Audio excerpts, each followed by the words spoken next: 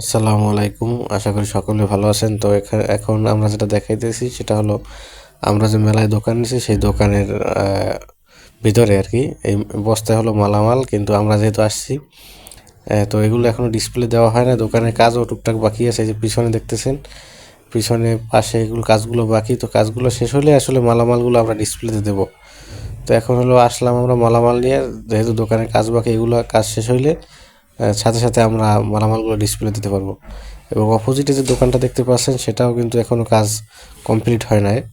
তাদের কাজ আরও আমাদের থেকেও বেশি বাকি। আমাদের তো সামনের টেবিলটা দেখেন মোটামুটি কাজ শেষ, পিছনের দিকে কিছু অংশ কাজের বাকি আছে।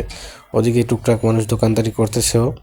তো এটাই দেখানো ছিল যে আমাদের দোকানের আসলে বর্তমানের অবস্থাটা কী, আসলে যে আমরা মালামাল নিয়ে এসেছি, কাজ বাকি বিদায় আমরা এটা ডিসপ্লে দিতে পারিনি আর কি। তো পরবর্তী আপডেট আপনাদেরকে জানাবো ইনশাআল্লাহ। সবাই ভালো থাকবেন। আসসালামু আলাইকুম রহমতুল্লাহ।